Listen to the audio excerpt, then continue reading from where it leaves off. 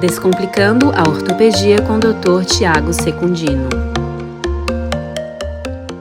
Olá, meus amigos, eu sou o Dr. Tiago Secundino, médico ortopedista com mais de 10 anos de experiência e hoje eu vou falar de uma das lesões mais comuns no consultório de ortopedia. As lesões no ombro, conhecidas como lesões do manguito rotador. Mas antes, se inscreva aqui no meu canal, ative as notificações para receber toda semana conteúdos de qualidade sobre saúde e bem-estar.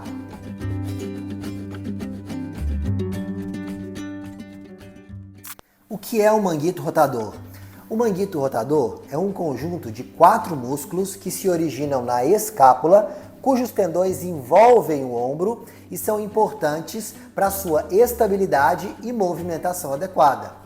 São eles: supraespinhoso, que é importante, por exemplo, quando você vai pentear os cabelos; infraespinhoso e redondo menor, que você vai utilizá-los quando, por exemplo, vai pegar um objeto no banco de trás do carro; e subescapular, que é importante, por exemplo, para lavar as costas ou desabotoar o sutiã. As lesões que acometem o manguito rotador são extremamente comuns e sua incidência aumentam com a idade. Incríveis 30% da população acima de 60 anos e 60% da população acima de 80 anos tem algum tipo de lesão nesses tendões. Quais os sintomas das lesões do manguito rotador? As lesões do manguito rotador podem algumas vezes serem assintomáticas, principalmente nas suas fases iniciais. Nesses casos, o paciente não percebe que tem a lesão. Porém, na maioria das vezes, as lesões são sintomáticas, sendo que a dor é a queixa mais comum e apresenta algumas características específicas. A dor não fica restrita ao ombro, ela pode irradiar para a face lateral do braço até o cotovelo, com a sensação de peso local. Inclusive, muitos pacientes acham que o problema está, na verdade, no braço e não no ombro.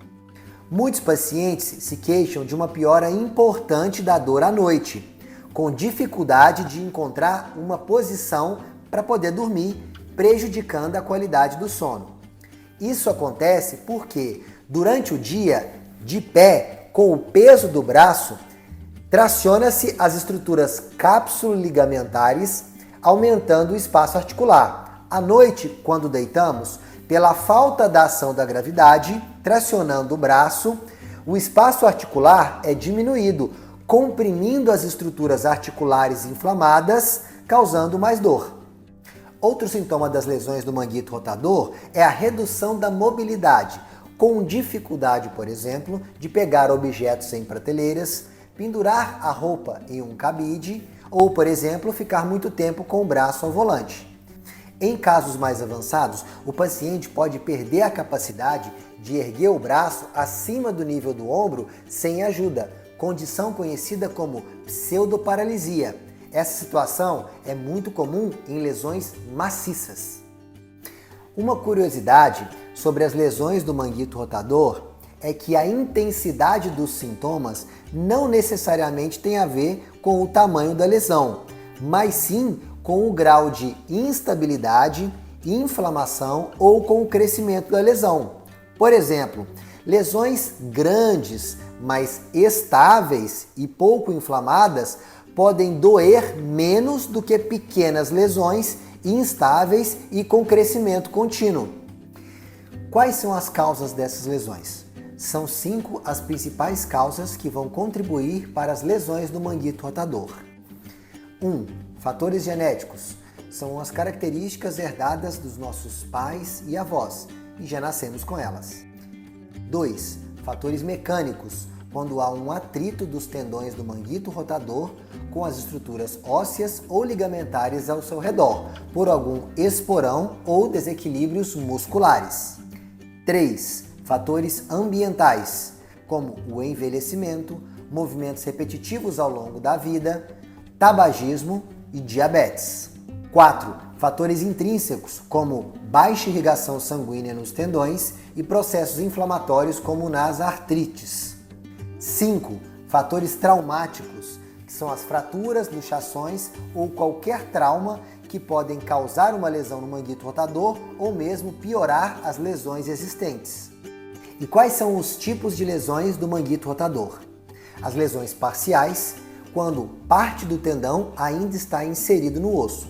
Elas são divididas entre lesões parciais de baixo grau, quando menos de 50% do tendão se rompeu, e lesões de alto grau, quando mais de 50% do tendão já se rompeu.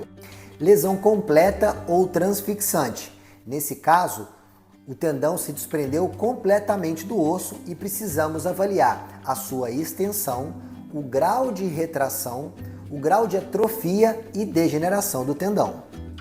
Lesão maciça é uma lesão grave com uma dessas duas características. Elas têm mais de 5 centímetros ou são lesões completas envolvendo 2 ou mais tendões.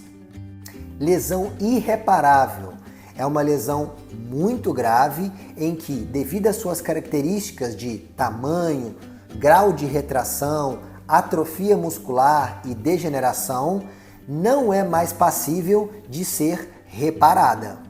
Artropatia do manguito rotador é a combinação de uma lesão maciça com um desgaste intenso da articulação do ombro e consequente artrose. E como ocorrem as lesões do manguito rotador? As lesões do manguito rotador podem ser degenerativas ou traumáticas. As lesões degenerativas são aquelas que acontecem devido ao envelhecimento do tendão, que com o passar dos anos vai perdendo resistência até se romper. Inicialmente, começa com uma lesão parcial e posteriormente pode ir evoluindo até uma lesão completa. A característica é de uma dor mais crônica com períodos de melhora ou piora.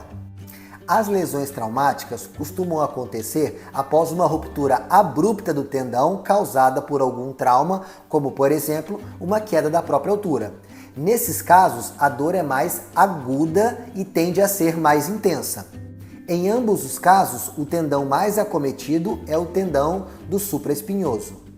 Como é feito o diagnóstico das lesões do manguito rotador?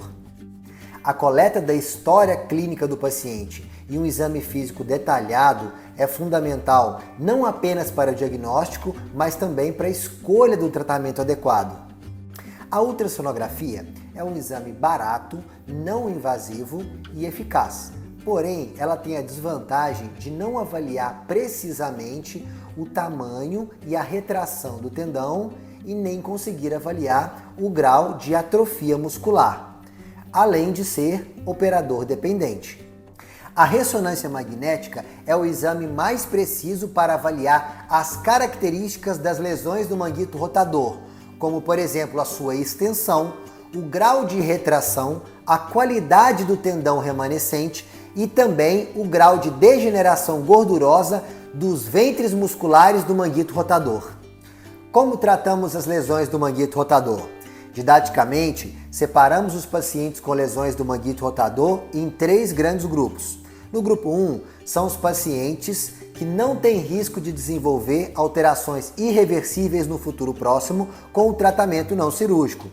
Neles estão os pacientes com tendinites calcificadas e as lesões parciais do manguito rotador, que são muito bem tratadas, pelo menos inicialmente, com o tratamento não cirúrgico com bons resultados. No grupo 2 estão os pacientes com risco de desenvolverem alguma alteração irreversível caso não seja realizado o reparo cirúrgico. Neles estão os pacientes com lesões completas médias ou pequenas, as lesões traumáticas agudas de qualquer tamanho, pacientes com menos de 60 anos, pacientes atletas, esportistas ou aqueles trabalhadores braçais. Esses pacientes devem sim ser tratados cirurgicamente. No grupo 3 estão os pacientes que já possuem alterações irreversíveis.